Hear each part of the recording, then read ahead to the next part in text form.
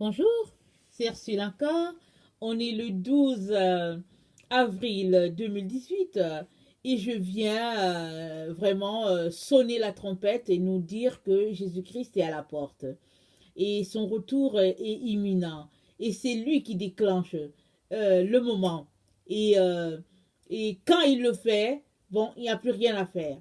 Et maintenant, toi et moi pouvons encore faire quelque chose, c'est-à-dire nous apprêter et nous assurer que nous laissons le monde de côté et que nous embrassons le Fils. Parce que il y a un verset, je pense que c'est dans le psaume 2, c'est dit euh, embrasser le Fils. Euh, Afin que, parce que sa colère peut s'enflammer. Alors, donc il est baiser le Fils parce que sa colère peut s'enflammer. Et question de dire, ce sommes-là en train de dire que Jésus-Christ, vraiment, est la personne avec laquelle nous devons marcher intimement. Parce que une fois que nous ne l'avons pas, alors le jour que le lion de la tribu de Judas va se mettre en colère, alors vraiment ça sera difficile. Et le Seigneur ne veut pas, il ne nous a pas destinés à la colère, vous et moi. Alors il nous encourage, il nous dit, mettez votre vie en règle avant qu'il soit trop tard. Alors je viens vraiment nous encourager à ce que nous puissions faire nos devoirs. Il est très important que nous puissions le faire. Donc aujourd'hui j'apporte un second message. Chacun porte son Dieu sur son cœur. Alors, lequel portes-tu? Quel est le Dieu que tu portes sur ton cœur? Parce que chacun porte un Dieu. Alors, c'est pas parce que tu vas à l'église que tu penses que tu as le Dieu de Jésus-Christ. C'est pas ça. Le Dieu que tu as, tu le portes sur ton cœur. Tu peux aller à l'église du 1er au 31, mais le Dieu que tu sers, il est là sur ton cœur et on va le voir sur toi. Alors, c'est comme ça. Si tu es quelqu'un qui prêche Jésus-Christ crucifié et que tu le suis, lui et lui seul, sans diluer son évangile, alors Dieu le Père, Père de Jésus-Christ, est ton Dieu. Ça veut dire que tu as le vrai Dieu. Mais si tu dis que tu as Jésus-Christ, mais que l'évangile que tu as, ce n'est pas l'évangile de Jésus-Christ vraiment crucifié, ou bien l'évangile que tu as, c'est un évangile dilué, alors sache que tu n'es pas en train de prêcher Jésus-Christ crucifié. Et ça veut dire que tu as un Dieu que tu portes, mais peut-être que tu ne sais pas. Alors, je viens aujourd'hui par cet enseignement-là que me donne le Père, afin de nous interpeller, à savoir si nous sommes vraiment euh, les disciples de Jésus-Christ. Sommes-nous vraiment des gens qui portons Jésus-Christ sur notre cœur? Ou bien vivons-nous d'illusions en nous disant que nous portons Jésus-Christ, alors que dans le fond, au fait, on porte un autre Dieu. Alors, Paul a dit dans 1 Corinthiens 2, le verset 2, il dit, je me suis résolu à ne vous apporter autre chose que Jésus-Christ crucifié. Paul n'a pas dilué l'évangile. Il n'a apporté que Jésus-Christ crucifié. Il n'a pas apporté un autre évangile. Et il a prêché Jésus jusqu'au bout. À un moment donné, il a dit qu'il sent que l'heure de sa libation arrive. Mais il sait qu'à la fin, Dieu va lui donner la couronne de justice. Et vraiment, ça prend quelqu'un qui a marché strictement avec le Seigneur pour avoir cette assurance-là que vraiment j'ai fait le travail. Mais à un autre endroit aussi, il a dit, moi-même, je traite durement mon corps afin que, ayant prêché aux autres, je ne sois pas rejeté. Alors si Paul a dit ça, à combien plus forte raison toi et moi? Il est très important, mes frères et sœurs, que nous puissions vraiment tout faire pour prêcher uniquement Jésus-Christ crucifié. Il est important que nous puissions tout faire pour traiter durement notre corps afin qu'un jour, nous ne puissions pas être rejetés par le Seigneur Jésus. Alors, on ne peut pas jouer un double jeu. On ne peut pas faire semblant d'être avec Jésus-Christ et puis porter un autre Dieu. On ne peut pas jouer à ce jeu-là. Mais malheureusement, il y a plusieurs enfants de Dieu qui jouent à ce jeu-là. Certains sciemment, d'autres pas du tout. Parce qu'une fois qu'ils ont donné leur vie à Jésus-Christ, qu'ils sont venus dans une assemblée, ils ont vu les gens qui marchaient avec la tête, ils se sont dit, bon, ok, on marche avec la tête alors. Et ils sont mis à faire comme les gens aussi.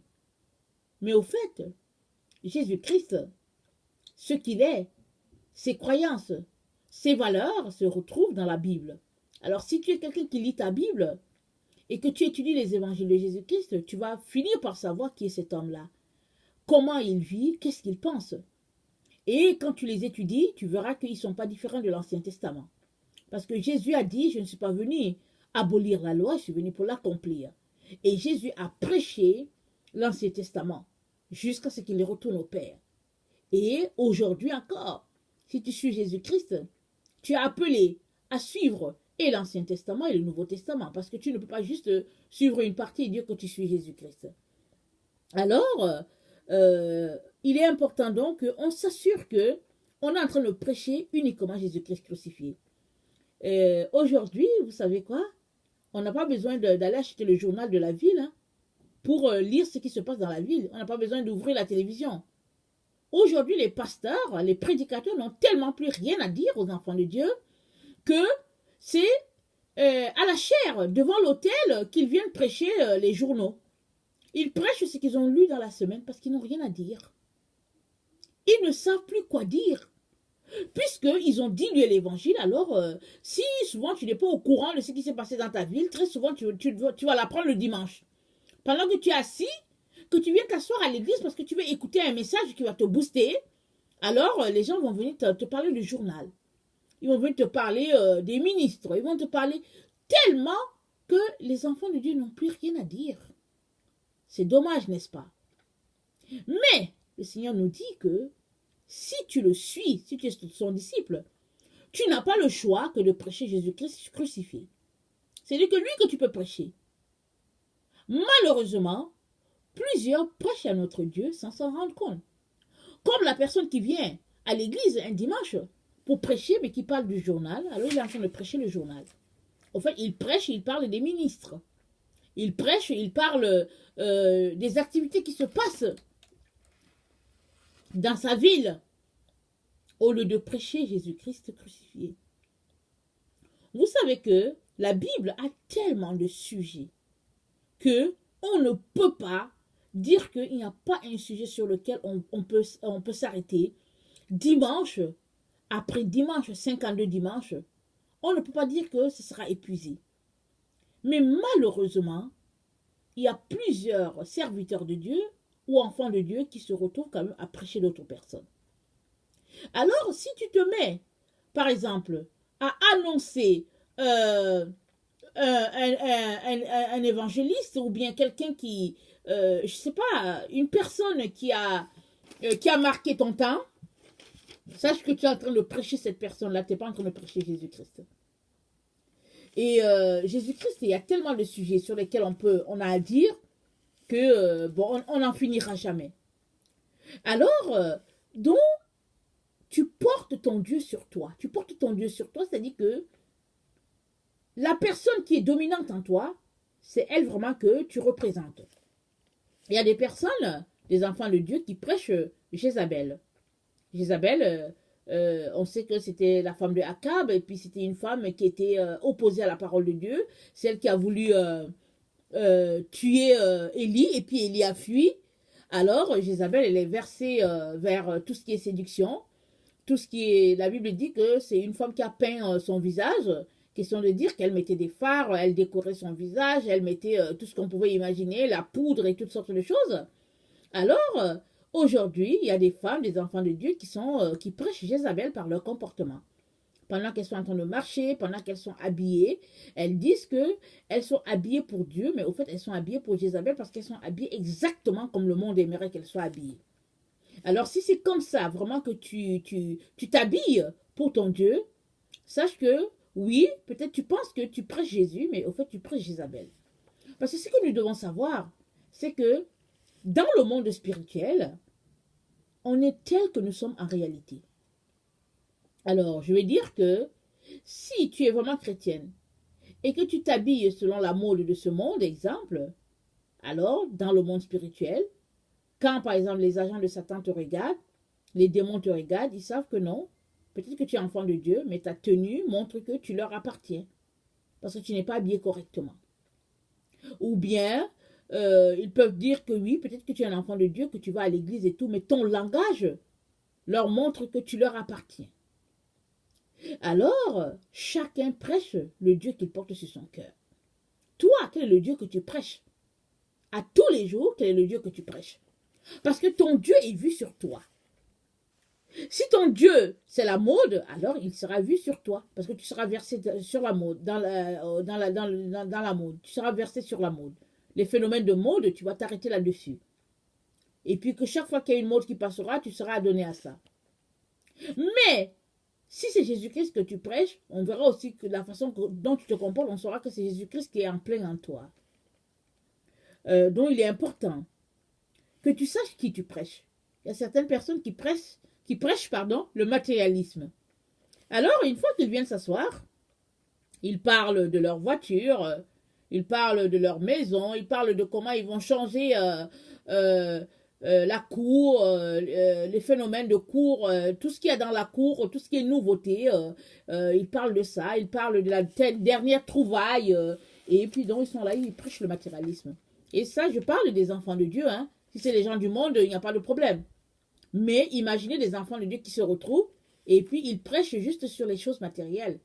Ça fait quand même bizarre, non? Il y a d'autres enfants de Dieu qui prêchent le soccer, ou si vous voulez le football. Alors ils sont assis et tout ce qu'ils parlent juste du soccer. Ils ne sont pas capables de parler 5 minutes de Jésus.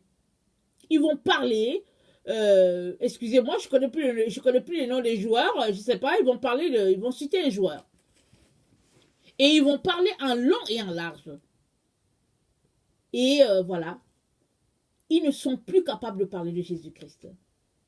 Il y a des gens qui vont parler des politiciens. Ils sont assis, ils vont prêcher les politiciens. Ils vont prêcher les politiciens de leur pays. Ils vont prêcher, ils vont parler de telle personne, de telle personne. Ils ne vont que parler de ça. Des enfants de Dieu, hein. Je parle des enfants de Dieu. Et à la fin, ils partent, ils n'ont pas parlé de Jésus-Christ. Et chacun porte son Dieu en lui. Quel est le Dieu que tu portes? Le Seigneur veut que j'apporte ce message-là pour nous donner à chacun de réaliser que, oui, tu peux être un enfant de Dieu. Et malheureusement, tes actions prouvent que tu annonces quelqu'un d'autre. Au lieu d'annoncer ton Jésus, tu annonces quelqu'un d'autre. Et il est important, si tu es quelqu'un qui est versé à prêcher quelqu'un d'autre au lieu de prêcher ton Jésus, il est donc important que la vapeur soit renversée, que tu puisses changer les choses, que tu cries à Dieu pour lui dire, Seigneur, aide-moi à prêcher mon Seigneur. Parce que c'est Jésus-Christ qui est mort, c'est Jésus-Christ qui est mort pour toi et moi. Ce n'est pas le soccer, ce n'est pas les politiciens de ce monde, ce n'est pas Vladimir Poutine ou bien Donald Trump ou bien je ne sais pas qui, c'est pas eux. C'est Jésus-Christ qui est mort pour nous. Alors on devait être capable de le prêcher. Maintenant, si on se retrouve dans un milieu, peut-être un milieu professionnel où c'est difficile de prêcher Jésus-Christ, on peut prier en silence pour dire, Seigneur, ouvre les portes, crée une brèche, donne-moi de pouvoir annoncer Jésus. Ou bien, par notre tenue, tout simplement, on peut dire qui nous sommes. Moi, vous savez, parenthèse, là, plus d'une fois, les gens m'ont dit qui j'étais, sans que j'ouvre la bouche. Et ça, c'est quand j'étais étudiante, hein, s'il vous plaît. C'est pas maintenant. Et même déjà, en ce temps-là, vous savez, je portais des tenues que le Seigneur n'aimait pas beaucoup. Mais les gens me prenaient pour une sœur catholique. Pourtant, quand je me regardais, je me disais, mais pourquoi ils me prennent pour une sœur catholique? Je n'ai rien contre les sœurs catholiques. Mais, toujours est-il que les gens me prenaient pour une sœur catholique. Même mes professeurs. Un jour, il y a un professeur qui m'a arrêté, qui m'a demandé dans quelle église j'allais. Et pourtant, bon, ce n'était pas à cause de... ce n'était pas parce que j'avais un habillement qui prêtait à croire que j'étais une sœur catholique. Non. Alors, je dis tout cela pour dire que nous portons notre Dieu avec nous. Notre Dieu, il est sur nous. Il est sur notre visage. Il est sur notre langage. Il est dans tout ce que nous faisons. Tu ne peux pas dire que tu es un enfant de Dieu et cela n'est pas visible. Ce n'est pas possible. Si tu es vraiment un enfant de Dieu, tu seras le reflet de ton Père. Tu seras exactement comme ton Père. C'est pourquoi Dieu n'est pas content quand ses enfants laissent sa gloire, c'est-à-dire que tel qu'il nous a créés, pour porter les choses de Jézabel. Il y a les enfants de Dieu qui portent des perruques, des postiches, ils mettent des peintures sur leur visage, sur leurs lèvres, et puis ils mettent toutes sortes d'affaires, et puis ils se croient beaux, et puis ils s'en vont comme ça. Et Dieu, il est choqué. Il n'aime pas ça, parce qu'il ne veut pas qu'on ternisse sa gloire. Parce que nous avons été créés à l'image de Dieu, et nous sommes le reflet de la gloire de Dieu. Et c'est sûr et certain que quand tu n'as rien sur toi, tu reflètes Dieu, et il est très important que tu puisses comprendre cela, parce que si Dieu ouvrait tes yeux, tu allais voir comment tu brillerais, comme vraiment, comme Dieu brille, parce que nous sommes des lumières, nous sommes des torches étincelantes. Mais si sur toi, tu mets toutes ces choses-là, les perruques, les postiches, toutes ces choses que Dieu n'aime pas, alors tu viens cacher cette lumière-là. C'est comme si tu prends la lumière et puis tu la mets sous le boisseau, comme dit la parole de Dieu, ou bien c'est comme si la lumière est là et que tu as pris quelque chose, une étoffe, quelque chose de noir, et puis tu as mis ça sur la lumière pour qu'on ne puisse pas la voir. Alors, quel Dieu portes-tu sur toi? Quel est le Dieu que tu portes? Parce que ton Dieu, il sera reflété dans tout ce que tu fais. Et on saura que tu es l'enfant de Dieu ou bien que tu n'es pas l'enfant de ton Père. Alors, d'autres éléments qui est très important de mentionner aussi, c'est un témoignage que j'ai lu. C'est un pasteur qui disait que il y a un enfant qui était hospitalisé. Et l'enfant avait des problèmes et finalement, les gens ont fini par se rendre compte que l'enfant a été habité par des démons. Alors, ils ont appelé plusieurs serviteurs de Dieu et puis les serviteurs de Dieu sont venus, mais ils n'ont pas réussi à libérer l'enfant. Alors, ce pasteur-là, donc, quelqu'un lui en a parlé. Quelqu'un lui a parlé d'un cas qu'il y avait à l'hôpital et que voilà la situation qui était là. Alors, le pasteur a dit, ok, bon, merci, je vais y aller. Parce que le pasteur est venu dans la ville pour une campagne d'évangélisation et c'est comme ça qu'on lui a fait part de cet enfant-là qui était à l'hôpital. Le pasteur est allé et dès qu'il est descendu de l'ascenseur, l'enfant qui était dans sa chambre a commencé à crier. Il a commencé à crier, parce que c'est pas lui qui criait, mais c'était les démons en lui qui criaient, qui disaient « Ah, on s'en va, parce que le pasteur X est en train de venir, on s'en va. » Et les démons sont partis. Quand le pasteur est arrivé, tout le monde était là, les gens l'attendaient. Les médecins, les infirmiers, tout le monde l'attendait. Et il est arrivé, il dit, je suis arrivé, j'étais prêt à mettre les mains sur l'enfant, là, lui imposer les mains pour dire au nom de Jésus. Il dit, mais les démons étaient partis. Ils ont fui. Ils ont dit, le pasteur X arrive, nous sortons, nous partons. Alors il a dit quelque chose qui m'a marqué. Il a dit, vous savez quoi? Les démons me connaissent dans le monde spirituel. Le diable me connaît, mais est-ce qu'il vous connaît, vous? Parce que c'est là qu'on reconnaît l'enfant de Dieu. Parce qu'effectivement, ce que nous sommes, quand les démons, les esprits méchants nous voient, ils fuient.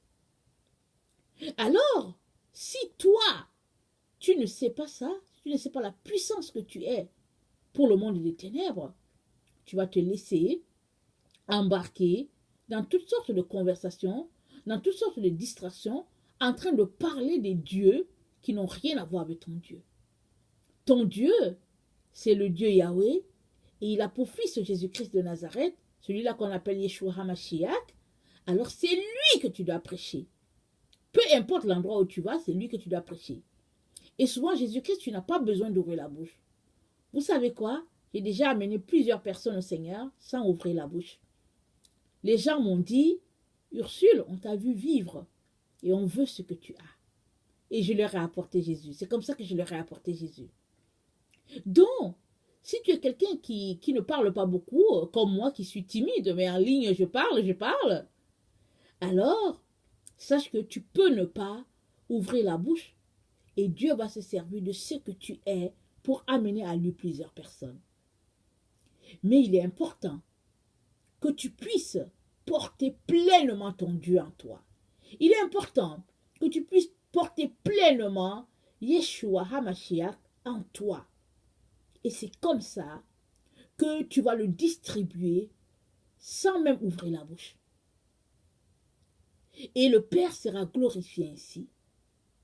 Et beaucoup d'hommes viendront au Seigneur à cause du fait que ton Dieu, tu le portes vraiment puissamment.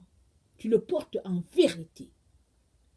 Donc voilà, le Seigneur veut que nous puissions vraiment travailler à laisser de côté les autres dieux et à parler de notre Dieu. Le Dieu vivant, le Dieu puissant, l'Éternel des armées célestes, c'est lui notre Dieu. Il est très important que nous puissions le porter. Quel Dieu portes-tu? Viens devant le Père et demande-lui de t'aider à porter le vrai Dieu, à le porter réellement. Que ta bouche puisse proclamer ton Jésus, que ta tenue puisse proclamer Jésus, que tes actions puissent proclamer Jésus, alors le Père sera glorifié.